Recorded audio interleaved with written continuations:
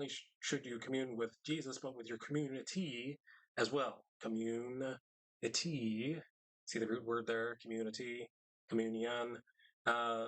Maybe your church does not do communion every week or even every month. I know at least one church that does 2 or 3 communions per year. So if you feel you need more communions than you're currently getting, this is for you. That being said, let's begin. The first thing that I've written is about Moses. So Jesus is the greater Moses. So if you know about Moses, you already know that Moses was the only human mediator between God and his people in redemptive history. He met with God at the tent of meeting. He spoke to the people for God. He wore a veil to cover his face after speaking to God and then going to the people. As though his mediation...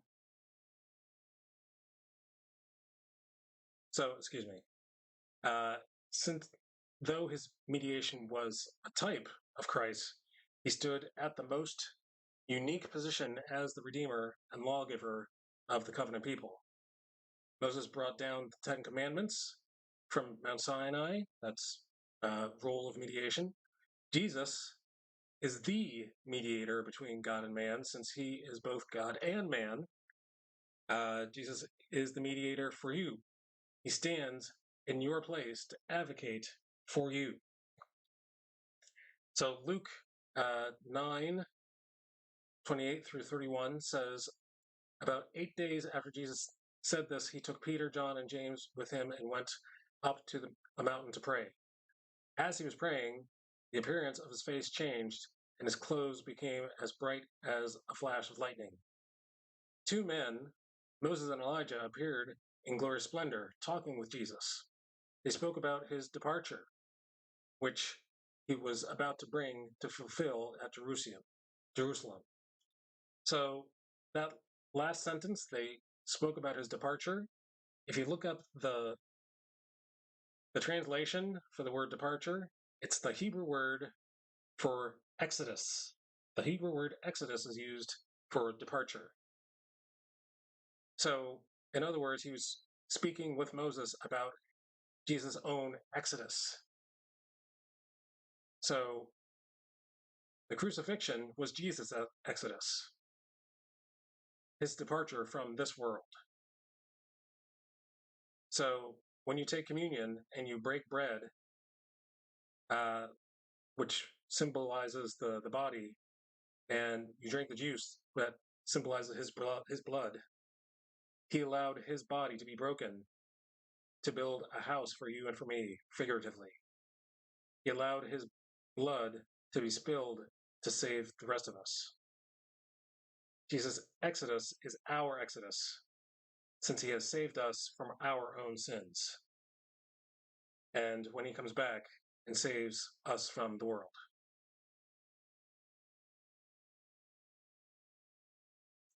Amen. So that is all I have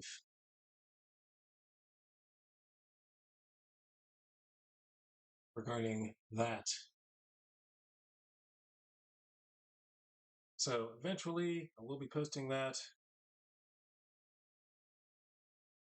as soon as I think it's ready for prime time.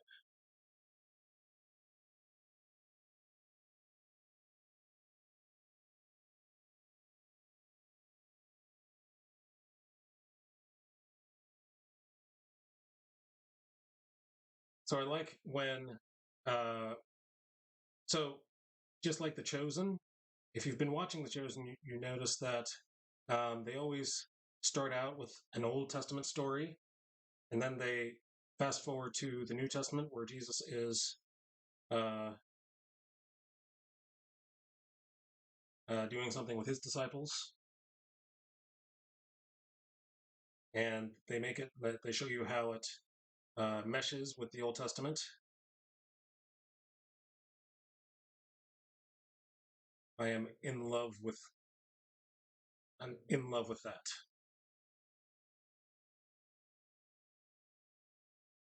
Let's make it a 7. Let's make it number 7, shall we? Does number 7 work? Ooh, I like number 7. I like number 7 very much.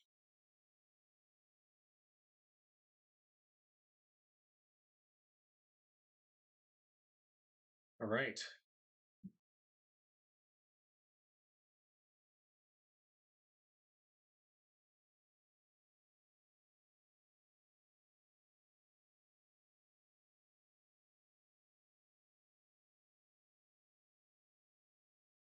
Nope.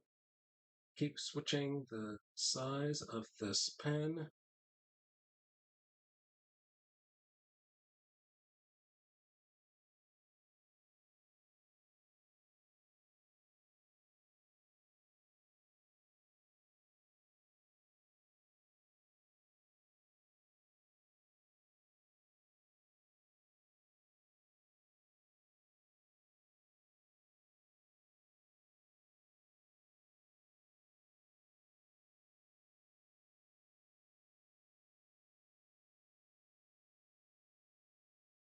These angles are a little too harsh right there.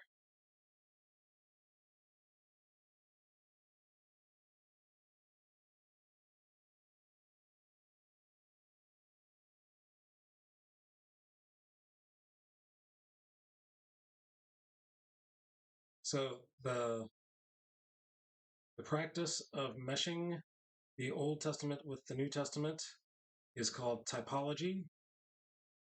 You could also call it remez. A lot of times when Jesus is speaking to his disciples, he speaks to them in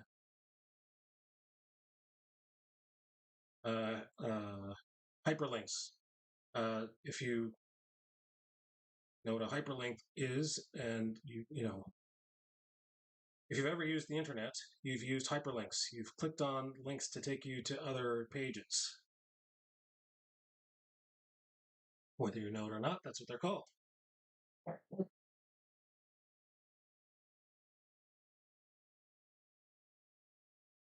So in the Bible uses hyperlinks as well in order to link New Testament ideas to Old Testament ideas.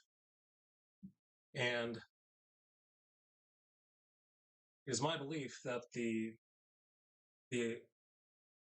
disciples and the apostles understood this at the time because they were living in the culture. They didn't have TV, they didn't have radio, they didn't have anything but the Bible to entertain them at night, and so they knew their Bibles much better than we Americans.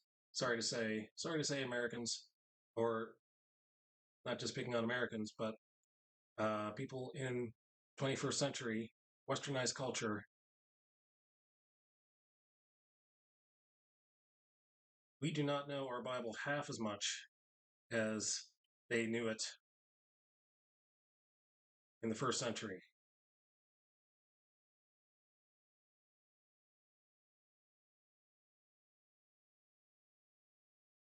As a matter of fact, in order to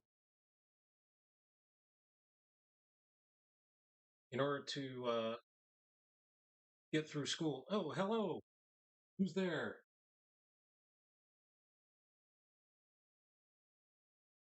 I missed some things in chat. What is my favorite scripture? Lou May says. My favorite scripture. Ooh, that's a rabbit's nest. Here we go. Let's go to Matthew 12, I think. Why can I not remember my favorite scripture? Maybe it's not my favorite scripture. Maybe my favorite scripture is Luke 24:17.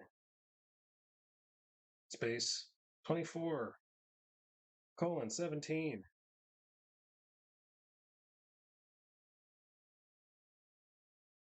Yes, then what are you discussing together as you walk along? Nope, not 17.